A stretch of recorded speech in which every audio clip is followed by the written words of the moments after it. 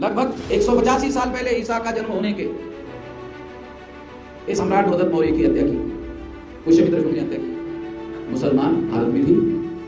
मुसलमानों को तो आगमन ईस्वी सन 7वीं शताब्दी से भारत में आगमन होता है। यानी सम्राट धोदत मौर्य की हत्या करने के 800, 900, 1000 साल के बाद में मुसलमानों का भारत में आगमन होता है। तो मुसलमान तो भारत में थे ही नहीं।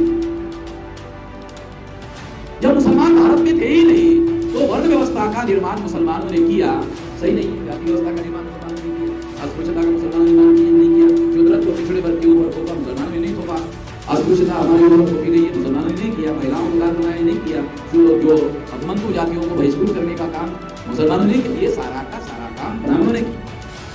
अगर ये सारा का सारा काम ब्राह्मणों ने किया तो मुसलमान हमारे बीच में कैसे?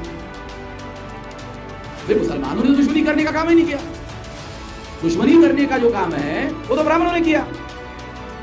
जब दुश्मनी करने का काम ब्राह्मणों ने किया, वो ब्राह्मण आप लोगों को बता रहे हैं कि मुसलमान तुम्हारे दुश्मन कैसे?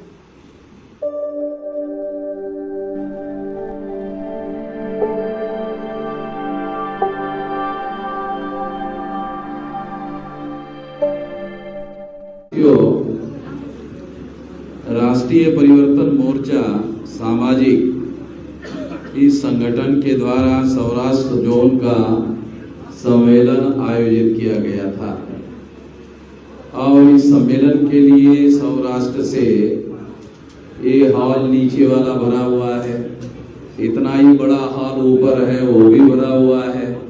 इसके बावजूद भी पंडाल डालना पड़ा। ऐसा आप लोग फिजिकली देख रहे हैं, उससे पता चलता है कि आप लोगों के अंदर जो समाज में और संगठन के विरोध में जो गद्दारी करने का काम जिन लोगों ने किया, उसके विरोध में कितना बड़ा रोष है, कितना बड़ा असंतोष है और कितना बड़ा गुस्सा है, इससे इस बात का पता चलता है। साथियों, ये जो बामसेफ संगठन है, ये संगठन कर्मचारी लोगों का, मुलाजिमों का, जो एम्प्लॉइज लोग हैं उन लोगों का संगठन है, सामाजिक संगठन। जो भारत मुक्ति मोर्चा है, ये जो कर्मचारी लोग नहीं है, उन लोगों के लिए आंदोलन करने के लिए बनाया गया संगठन है। It is an organization for education. ये आंदोलन करने के लिए बनाया गया संगठन है। जो मुलाजिमों का नहीं है, जो कर्मचारी नहीं है, ऐसे लोगों को लेकर हमें आंदोलन करने की जरूरत है। ये दूसरा संगठन। तीसरा संगठन है बहुजन क्रांति मोर्चा। ये जो बहुजन क्रांति मोर्चा है, ये एक मंच है, संगठन नहीं है। तो हमारे समाज में जो SC, ST, OBC, माइनॉरिटी के लोग हैं, उन लोगों के भी हजारों लाखों संगठन है सारे देश भर। शेड्यूल कास्ट के लोगों के, शेड्यूल ट्राइब के लोगों के, OBC के लोगों के, माइनॉरिटी के लोगों के हजारों संगठन। कोई तहसील के संगठन है, कोई गरीब मोहल्ले के संगठन है, कोई जिले के संगठन है, कोई कमिश्नरी के स्टेट लेवल के संगठन है, कोई देशव्यापी संगठन है। ऐसे बहुत सारे छोटे मोटे संगठन है। तो ऐसे संगठनों को इकट्ठा करने का कार्यक्रम है। आप लोगों ने साधारण लोगों को, सदस्यों को या समाज के लोगों को जोड़ने के लिए बामसेफ बनाया, भारत मुक्ति मोर्चा बनाया। मगर बहुजन क्रांति मोर्चा ये साधारण लोगों को या सदस्यों को इकट्ठा करने के लिए बनाया गया संगठन नहीं है। ये संगठनों को इकट्ठा करने के लिए बनाया गया संगठन है। इस बारीकी को समझना जरूरी है।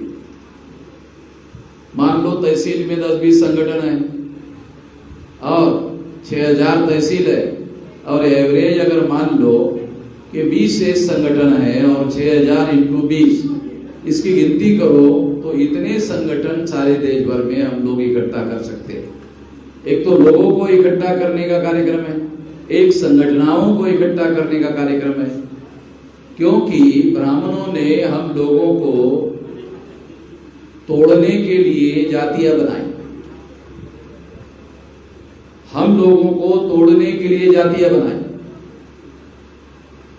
बहुत सारे हमारे लोगों को अपने अपनी जाति का गर्व और गौरव होता है, तो जातियां गर्व और गौरव करने लायक नहीं है। जो भी जिस किसी जाति का है वो जाति हमारे बाप ने, दादा ने, परदादा ने, लकड़दादा ने नहीं बनाई, ये ब्राह्मणों ने बनाई। और ये हमारे लोगों को विभाजित करने के लिए, टुकड़े करने के लिए बनाई गई है, जिससे हम लोगों का, हमारे लोगों का, मूल निवासियों का विभाजन हुआ, उसका टुकड़ा हुआ। टुकड़ा होने की वजह से क्या हुआ, जो हमारी एकता की शक्ति थी, जिसके आधार पर इस देश में हम लोगों के द्वारा मौर्य साम्राज्य जैसा साम्राज्य हमारे मूल निवासियों ने स्थापित किया था, जिसका राज अफगानिस्तान तक, रशिया के बॉर्डर तक फैला हुआ था। आज भी आप जाकर देखो, पुराना मौर्यकालीन भारत का नक्शा देखो, जब मूल निवासी सारे के सारे इकट्ठा थे, तो इतना बड़ा विशाल साम्राज्य हमारे लोगों ने स्थापित किया था। उसके बाद मौर्य का आखिरी सम्राट, सम्राट बृहदत्त मौर्य, सम्राट बृहदत्त मौर्य की हत्या पुष्यमित्र शुंग नाम के ब्राह्मण ने की। पुष्यमित्र शुंग नाम का जो ब्राह्मण है, उसने सम्राट बृहदत्त मौर्य की हत्या की। उसके बाद वर्ण व्यवस्था का ब्राह्मणों ने निर्माण किया। उसके बाद जातियों के टुकड़ों में हमारे लोगों को बांटा। आज शेड्यूल कास्ट की 1703 जातियां। कितने लोगों को पता है कि शेड्यूल कास्ट के 1703 टुकड़े हैं ब्राह्मणों ने की? 1703 टुकड़े हैं सारे देश भर में शेड्यूल कास्ट के अकेले। शेड्यूल ट्राइब यानी आदिवासियों के 801 टुकड़े, ओबीसी के 3743 टुकड़े हैं। ये तीनों टुकड़ों को मिलाओ तो ये टुकड़े कुछ संख्या होती है 6247। इतने टुकड़े किए ब्राह्मणों ने। जाति को आधार बनाकर ब्राह्मणों ने हमारे लोगों के टुकड़े किए। ये टुकड़े करने का काम मुसलमानों ने नहीं किया। ब्राह्मण हमारे लोगों को क्या कहते हैं? मुसलमान तुम्हारा दुश्मन। ब्राह्मण हम लोगों को क्या कहते हैं? एससी एसटी ओबीसी को मुसलमान तुम्हारा दुश्मन है। मैं ब्राह्मणों को पूछना चाहता हूं कि वर्ण व्यवस्था मुसलमानों ने निर्माण की? नहीं की। जाति व्यवस्था मुसलमानों ने निर्माण की? नहीं की। अस्पृश्यता मुसलमानों ने निर्माण की? नहीं की। शूद्रत्व ओबीसी के लोगों पर थोपा, मुसलमान ने थोपा? नहीं थोपा। महिलाओं को दास बनाने का काम मुसलमानों ने किया? नहीं किया। महिलाओं को गुलाम बनाने का काम मुसलमानों ने किया? नहीं किया। शूद्रत्व के अलावा जो हुमंतु जाति के लोग हैं उनको समाज से बहिष्कार करने का काम किसने किया? मुसलमानों ने किया? नहीं किया। तो ये सारा का सारा काम ब्राह्मणों ने किया। आप लोगों को खास बात समझा रहा हूं, ये बात पक्के तौर पर हमारे दिमाग में डालना चाहिए, समझना चाहिए। इसमें से एक काम भी मुसलमानों ने नहीं किया, क्योंकि पुष्यमित्र शुंग ने सम्राट बृहदत्त मौर्य की हत्या की तो मुसलमान भारत में था ही नहीं। जिनको थोड़ा बहुत इतिहास की समझ है उनको मालूम होना चाहिए कि सम्राट बृहदत्त मौर्य की हत्या जब पुष्यमित्र शुंग ने की, उस समय मुसलमान भारत में थे ही नहीं। ईसा पूर्व 185 को, ईसा पूर्व यानी ईसा का जन्म होने के 185 साल पहले, लगभग 185 साल पहले ईसा का जन्म होने के, ये सम्राट बृहदत्त मौर्य की हत्या की, पुष्यमित्र शुंग ने हत्या की। मुसलमान भारत में थी। मुसलमानों को तो आगमन ईस्वी सन 7वीं शताब्दी से भारत में आगमन होता है। यानी सम्राट रुद्रक मौर्य की हत्या करने के 800, 900, 1000 साल के बाद में मुसलमानों का भारत में आगमन होता है। तो मुसलमान तो भारत में थे ही नहीं। जब मुसलमान भारत में थे ही नहीं तो वर्ण व्यवस्था का निर्माण मुसलमानों ने किया, सही नहीं है। जाति व्यवस्था का निर्माण मुसलमानों ने नहीं किया, अस्पृश्यता का मुसलमानों ने निर्माण नहीं किया, शूद्रत्व पिछड़े वर्ग के ऊपर थोपा, मुसलमानों ने नहीं थोपा। अस्पृश्यता हमारे ऊपर थोपी गई है, मुसलमानों ने नहीं किया। महिलाओं को दास बनाया, नहीं किया। जो घुमंतु जातियों को बहिष्कृत करने का काम मुसलमानों ने नहीं किया। ये सारा का सारा काम ब्राह्मणों ने किया। अगर ये सारा का सारा काम ब्राह्मणों ने किया तो मुसलमान हमारे दुश्मन कैसे? वे मुसलमानों ने तो दुश्मनी करने का काम ही नहीं किया। दुश्मनी करने का जो काम है वो तो ब्राह्मणों ने किया। जब दुश्मनी करने का काम ब्राह्मणों ने किया, वो ब्राह्मण आप लोगों को बता रहे हैं कि मुसलमान तुम्हारे दुश्मन है। कैसे? मैं आप लोगों को बताना चाहता हूं कि मुसलमान हमारे दुश्मन कैसे हैं। क्यों? क्योंकि जो ब्राह्मण वास्तव में दुश्मन है वो क्या कर रहा है? वो आपको मुसलमानों को दुश्मन बता रहा है। क्यों? दुश्मन को जानने से, दुश्मन को पहचानने से आदमी जागृत होता है। दुश्मन से जो नहीं जानता है वो आदमी जागृत नहीं होता है। जागृति का पहला सबक क्या है? दुश्मन को जानो, दुश्मन को पहचानो। दुश्मन को जानो, दुश्मन को पहचानो। ये जागृति का पहला सबक है। दूसरा सबक मैं आपको नहीं बताना चाहता, पहला ही मालूम नहीं है। अगर आपको पहला ही मालूम नहीं है तो दूसरा क्यों बताओ? पहला जान लो कि पहला सबक है दुश्मन को जानो, दुश्मन को पहचानो। तो दुश्मन है ब्राह्मण। ब्राह्मणों ने वर्ण व्यवस्था का निर्माण किया, ब्राह्मणों ने जाति व्यवस्था का निर्माण किया, ब्राह्मणों ने अस्पृश्यता का निर्माण किया, ब्राह्मणों ने शूद्रत्व पिछड़ा वर्ग ओबीसी पर थोपा, ब्राह्मणों ने महिलाओं को, ध्यान रखो यहां जो महिलाएं, महिलाओं को ब्राह्मणों ने अपने धर्मशास्त्र में लिखा। मैं यहां जो महिलाएं हैं उन लोगों को बताना चाहता हूं, क्या लिखा है कि ब्राह्मण के घर में मां है, बीवी है, बहन है, बेटी है। ब्राह्मण के घर में मां है, बीवी है, बहन है, बेटी है, ये 4 प्रकार की महिलाएं हैं। ब्राह्मणों ने अपनी महिलाओं को भी जनेऊ धारण करने का अधिकार नहीं दिया है। किसी को पता है? ब्राह्मण के घर में जो उसकी मां है, बीवी है, बेटी है, बहन है, उसको भी जनेऊ धारण नहीं करवाया। क्यों? शूद्र को जनेऊ धारण करने का अधिकार नहीं है।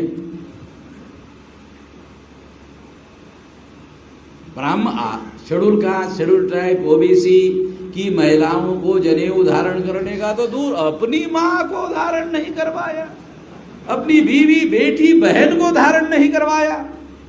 क्यों नहीं करवाया? क्योंकि ये जो ब्राह्मण है, यूरेशियन है, ये भारतीय नहीं है। ये जब विदेश से भारत में आए थे तो पुरुष आए थे, इनके साथ कोई महिलाएं नहीं थी। जब महिलाएं नहीं थी तो अपना प्रजनन या अपनी संख्या बढ़ाने के लिए यहाँ की ही महिलाओं को उन्होंने अपने घर में प्रजनन के लिए उपयोग किया। तो वो पहले से जानते थे कि ये महिलाएं मूल निवासी है। मूल निवासी होने की वजह से उसको जनेऊ धारण करने का संस्कार नहीं किया। ये जानने की जरूरत है। इससे भी पता चलता है कि मुसलमान हमारे दुश्मन नहीं है। मुसलमान क्या कहते हैं कि सारे दुनिया के मुसलमान बराबर है, सारे दुनिया में जो इंसान है बराबर है। इस्लाम का सिद्धांत क्या है? आप लोगों को मालूम होना चाहिए। मैं इस्लाम का प्रचार करने के लिए बात नहीं कह रहा हूं। क्या कह रहा हूं? दुनिया के सारे इंसान बराबर है, काला भी बराबर है, गोरा भी बराबर है, जो काला नहीं गोरा नहीं मध्यम है वो भी बराबर है, जो 4 फीट का है वो भी बराबर है, जो 7 फीट का है वो भी बराबर है, यानी सारे इंसान बराबर है। इस्लाम कहता है, ब्राह्मण क्या कहते हैं? सारे इंसान बराबर नहीं है। ब्राह्मण क्या कहता है?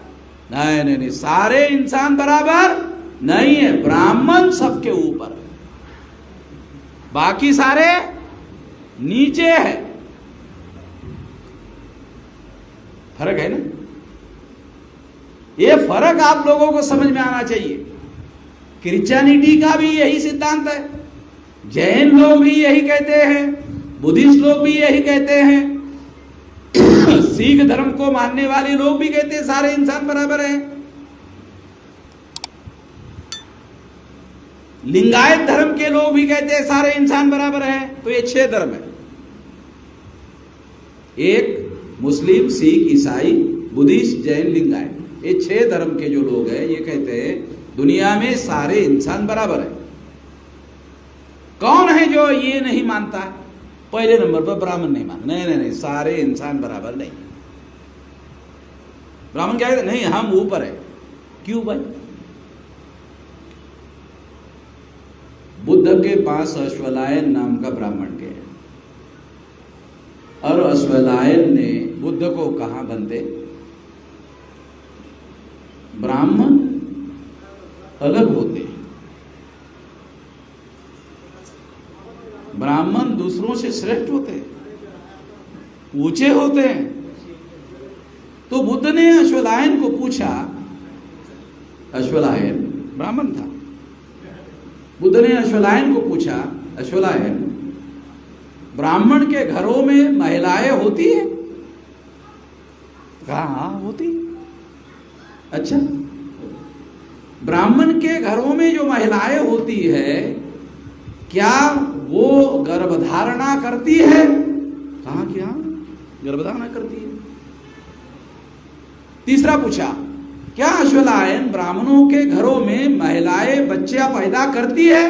हाँ बनते। ब्राह्मणों के घरों में भी महिलाएं बच्चा पैदा करती है। अच्छा ये बता अश्वलायन कि ब्राह्मणों के घरों में जो महिलाएं बच्चा पैदा करती है और जिन्हें आप शूद्र कहते हो, अछूत कहते हो, उनके घरों में भी महिलाएं होती है, उनके घरों में भी बच्चे पैदा होते हैं? कहाँ बनते, उनके घरों में भी बच्चे पैदा होते हैं। अच्छा, उनके घर की महिलाएं जैसा बच्चा पैदा करती है और ब्राह्मणों के घरों की महिलाएं जैसा बच्चा पैदा करती है, उसमें कोई फर्क है? नहीं बनते, कोई फर्क नहीं है, एक जैसा ही होता है। अच्छा, पैदा होने का तरीका एक जैसा ही है? एक जैसा ही है। तो ये बता कि जब पैदा होने का, इंसान को पैदा होने का तरीका एक जैसा ही है, तो ब्राह्मण ऊंचे है, दूसरों से श्रेष्ठ है, ये किस आधार पर? तो अश्वलायन के पास इस सवाल का कोई जवाब होता नहीं है और अश्वलायन परास्त हो जाता है। अश्वलायन हार मान लेता है और कहता है कि जो आप रास्ता बता रहे हो वही सही है, आज से मैं आपके ही विचार को स्वीकार करता हूं।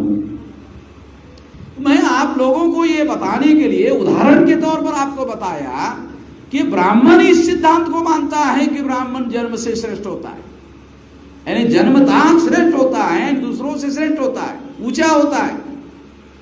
तो ये ऊंच नीच की धारणा, ये ऊंच नीच की भावना, ये ऊंच नीच की विचार करने की पद्धत और व्यवहार करने की पद्धत जो है, इसका निर्माण ब्राह्मणों ने किया और समाज में जो गैर बराबरी है, भेदभाव है, ये ब्राह्मणों के द्वारा पैदा किया हुआ है और इस वजह से इसके हम शिकार हैं। जब हम इसके शिकार हैं तो इसके लिए जिम्मेदार ब्राह्मण है। अगर इसके लिए शिकार ब्राह्मण, इसके लिए ब्राह्मण जिम्मेदार है जिसके हम शिकार हैं, तो हम लोग ब्राह्मणों को अपना दुश्मन मानते हैं। तो उसकी वजह, ये ब्राह्मणों की व्यवस्था की वजह से हम गैर बराबरी के शिकार हैं। इसलिए हम ब्राह्मणों की व्यवस्था के विरोधी हैं और इस विरोध को करने के लिए हम लोगों ने 6,247 जाति के टुकड़ों में उन्होंने हमें बांटा। 1703 शेड्यूल कास्ट की जातियां टुकड़े हैं, 801 आदिवासी के टुकड़े हैं, 3,743 ओबीसी के टुकड़े हैं, तीनों को मिलाकर 6,247 टुकड़े हैं। ये सारे टुकड़े ब्राह्मणों ने किए हैं। ब्राह्मणों की मां को हमने नहीं मारा, ब्राह्मणों की गौ माता को भी हमने नहीं मारा, ब्राह्मणों के साथ हमने, हमारे पुरखों ने कोई झगड़ा फसाद नहीं किया। उन्होंने अपने आप को श्रेष्ठ घोषित करने के लिए हमारे ऊपर इस तरह की गैर बराबरी की व्यवस्था को थोपने का काम किया। इसलिए आज अगर हम लोग नीच है तो ब्राह्मणों की व्यवस्था की वजह से है, अगर हम लोग गैर बराबरी के शिकार है तो ब्राह्मणों की व्यवस्था की वजह से शिकार है। इसलिए ये जो गैर बराबरी को मानने वाली जो व्यवस्था है, हम इसको बदलना चाहते हैं।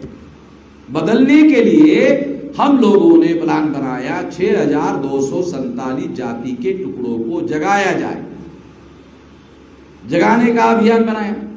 मैं 18 साल 3-4 महीने का रहा होगा जब मुझे नौकरी मिली, क्योंकि हमारे देश में 18 साल की उम्र होने के बाद नौकरी मिलती है, तो सेंट्रल गवर्नमेंट की नौकरी मिली। तो जब मैं नौकरी में ज्वाइन हो गया तो पाटिल नाम का एक शेड्यूल कास्ट का आदमी वहाँ पर सीनियर था सुपरवाइजर के बाद। तो सुपरवाइजर ने उसको मुझे ट्रेनिंग देने के लिए रखा कि 6 महीने का ट्रेनिंग बामन में शाम को दो। तो वो मुझे 6 बजे तक सरकार का ट्रेनिंग देता था और 6 बजे के बाद बामसेप का ट्रेनिंग देने के लिए लेके जाता था। तो जब मैं 18 साल 3-4 महीने का था तब से बामसेप का काम कर रहा हूँ, तब से बामसेप के काम में लगा हुआ हूँ। आज मेरी 65 साल की उम्र हुई है। मुझे लगता नहीं कि मैं 65 साल का हो गया हूँ, मगर मेरी उम्र 65 साल की है। मुझे अंदर से 30-40 साल का ही लगता है। हाँ, तो अभी और 20-25 साल तक जो है इस लड़ाई का, इस आंदोलन का मैं नेतृत्व करने वाला हूँ और 20-25 साल में ब्राह्मणवाद का राम नाम सत्य करूंगा। तो ये लड़ाई उस समय से हम लड़ रहे हैं। तो 65 और 18 अगर माइनस करो तो ये लगभग जो है मेरे ख्याल से 47-48 साल हो गए। इतने साल से मैं कर रहा हूं, इतने साल से ये लड़ाई लड़ रहा हूं और इतने साल से जिंदगी में कभी अपने सिद्धांतों के साथ कभी कोई कॉम्प्रोमाइज नहीं किया। जब 65 साल तक कॉम्प्रोमाइज नहीं किया तो अब करने का क्या रह गया है? रिटायर्ड हो। हमारा आदमी, गुजरात सरकार का आदमी 58 साल में रिटायर्ड होता है, सेंट्रल गवर्नमेंट का आदमी 60 साल में रिटायर्ड होता है। तो रिटायर्ड होने के बाद 7 साल हो गए गुजरात के हिसाब से और सेंट्रल गवर्नमेंट के हिसाब से 5 साल हो गए। जब रिटायर्ड होके 5 और 7 साल हो गए तब मैंने कोई कॉम्प्रोमाइज नहीं किया, तो अब करने का कोई सवाल रहा नहीं है। तो ये लड़ाई जारी है, ये जंग जारी है और इसके लिए पहला काम हमने आज से 47 साल पहले किया कि ये ब्राह्मणों ने 6,247 जाति के टुकड़ों में जिनको बांटा उसको जगाया जाए, जगाने के बाद जोड़ा जाए, जोड़कर शक्ति का निर्माण किया जाए और संगठित शक्ति का निर्माण करने के बाद फिर संगठित शक्ति का मुक्ति के लिए, आजादी के लिए उपयोग और प्रयोग किया जाए। ये कार्यक्रम हमने बनाया और ये कार्यक्रम बनाने के बाद हम लोग विशाल संगठन निर्माण किया सारे देश भर में। आज 31 राज्यों में 4,000 से ज्यादा 567 जिलों में, 4,000 से ज्यादा तहसीलों में, 22,000 से ज्यादा ब्लॉक में और 1.5 लाख से ज्यादा गांवों में संगठन का, विशाल संगठन का निर्माण हमने किया। इतना बड़ा संगठन हमने निर्माण किया। बाबा साहब आम्बेडकर कहा करते थे कि ये कारवां मैंने यहां तक लाकर छोड़ा हुआ है, तुमसे बनता है तो आगे ले जाओ, नहीं बनता है तो जहां तक ला के रखा है वहां रोक के रखो। हमने इसे आगे बढ़ा दिया। बाबा साहब अम्बेडकर ने कहा अगर आगे नहीं बढ़ा सकते हो, नहीं, उनकी इच्छा थी आगे बढ़ाओ, हमने आगे बढ़ा दिया। उनकी इच्छा के अनुसार इसे आगे बढ़ाने का काम हमने किया। आगे बढ़ाने का काम हमने किया, ये मैं कह रहा हूं तो कुछ लोग ऐसा कह सकते हैं कि नरेंद्र मोदी जैसा फेंकता है, आप भी फेंक रहे हो। नरेंद्र मोदी फेंकता है ना, हाँ, मतलब वो डेली फेंकता है, टीवी में उसका कार्यक्रम डेली फेंकता रहता है। तो कुछ लोगों को लगता है मैं भी फेंक रहा हूं, फेंक नहीं रहा हूं।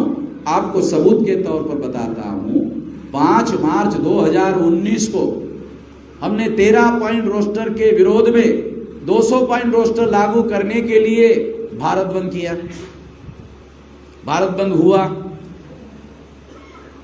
भारत बंद किया, भारत बंद हुआ और नरेंद्र मोदी को पार्लियामेंट में 13 पॉइंट रोस्टर खत्म करने वाला और 200 पॉइंट रोस्टर लागू करने वाला कानून बनाने के लिए मजबूर किया। नरेंद्र मोदी को हमने, और उसने किया, पार्लियामेंट में कानून बनाया। केवल अपने मंत्रिमंडल में रेजोल्यूशन पास नहीं किया, पार्लियामेंट में कानून बनाया। ये हमने भारत बंद की वजह से करवाया, ये हमने करवाया। तो ये पार्लियामेंट के रिकॉर्ड में लिखा हुआ है, तो ये फेंकने की बात तो है नहीं, सबूत की बात है, सबूत के आधार पर बोल रहा हूं। उसके बाद 29 जनवरी 2020 को सीए के विरोध में भारत बंद किया। सीए के विरोध में भारत बंद किया और पार्लियामेंट में नरेंद्र मोदी ने, आरएसएस ने, बीजेपी ने सीए का कानून पास किया, पार्लियामेंट में कानून पास किया। वो कानून जो उन्होंने पास किया था, जब हमने 29 जनवरी 2020 को भारत बंद किया, तो भारत बंद की वजह से क्या हुआ, सारे देश के शेड्यूल कास्ट के लोग, ये समझने के लिए थोड़ा उदाहरण आपको देता हूं, बात आपको समझ में आ जाए। सवाल समझने का है। आसाम छोटा स्टेट है, वहां पर ये सीए का कानून उन्होंने प्रयोग के तौर पर पहले लागू किया और 19,48,000 लोगों को नागरिकता के अधिकार से वंचित किया, जिसमें 5 लाख मुसलमान थे और 14,48,000 SC ST OBC के लोग थे। आरएसएस के लोग, बीजेपी के लोग, विश्व हिंदू परिषद के लोग SC ST OBC को क्या कहते हैं, हिंदू है। क्या कहते हैं, हिंदू है। अरे हिंदू है तो 14,48,000 SC ST OBC अगर हिंदू है तो क्यों निकाल दिया नागरिकता के अधिकार से? हिंदू थे ना,